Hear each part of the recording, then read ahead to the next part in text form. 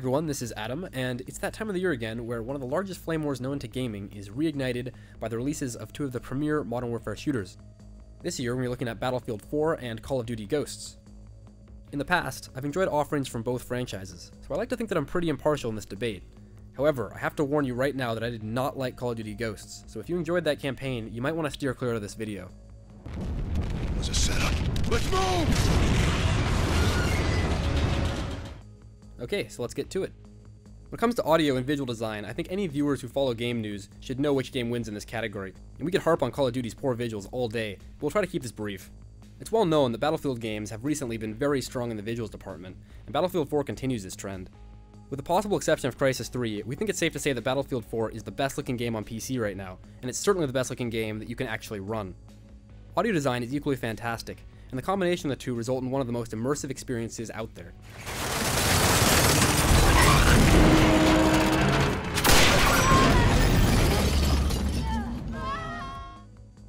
Call of Duty, on the other hand, not so much.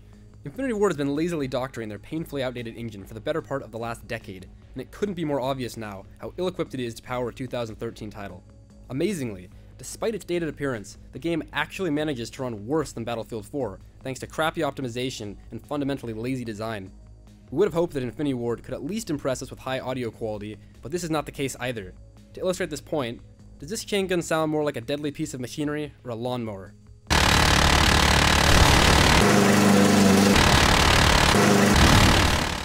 Okay, time to tell you something you probably don't already know. Let's discuss plot and characters. To summarize the premise of Ghosts, South America has united and become a dominant world superpower called the Federation. Apparently, this Federation hates liberty and good God-fearing Americans because it has, for apparently no reason, decided to attack the United States.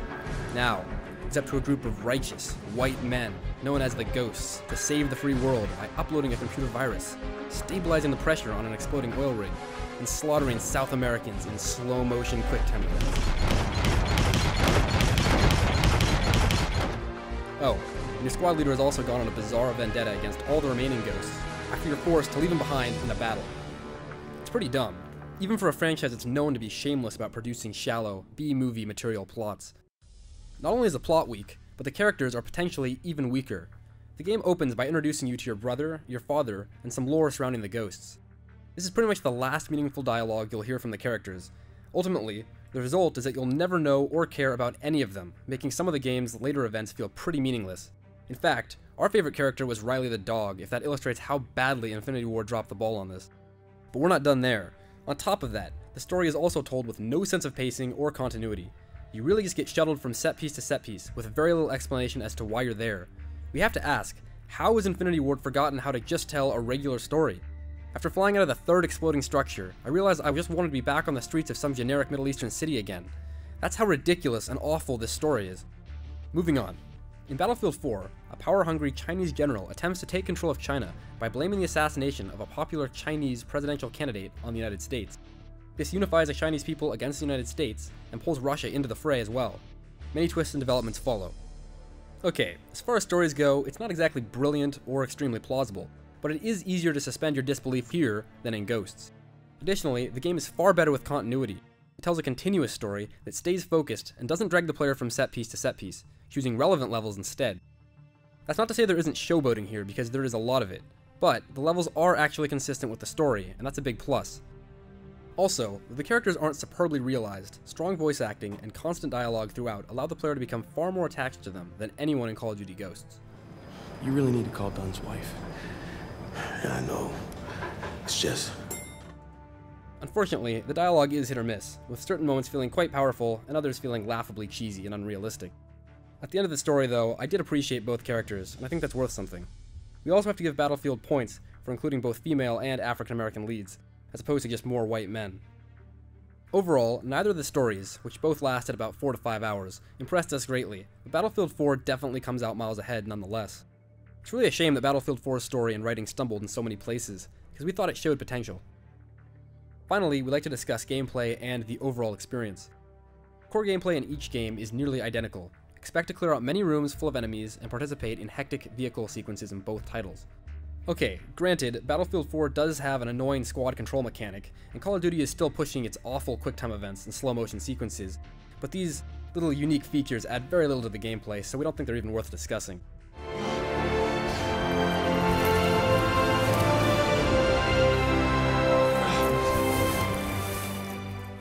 So maybe you're thinking that because the gameplay is virtually identical in both games, this category has to be a draw, right? No. Battlefield's vastly superior shooting mechanics make it far more entertaining, and because these games are so dependent on beautiful and immersive action sequences, Battlefield 4's superior visual and audio design make a world of difference. We liken Ghost to watching a shallow summer action movie with awful special effects. There's just no point. The IW engine is too dated to make any large-scale scenes look authentic, and especially in high-octane moments, it becomes impossible to take seriously. Look at these two scenes and tell me graphics don't make a difference.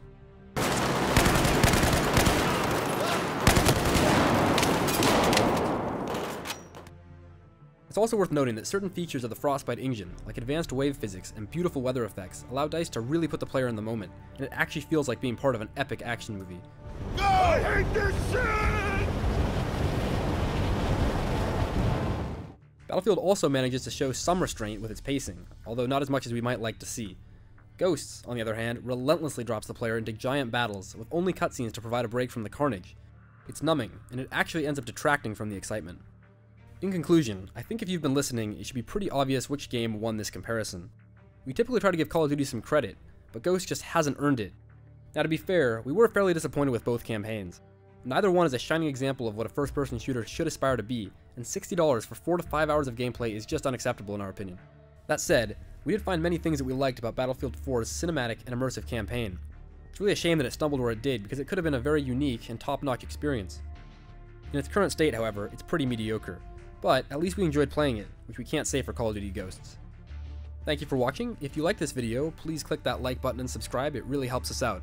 Also, as with all reviews, there is a level of subjectivity involved here. If you have a differing opinion, we'd love to hear about it.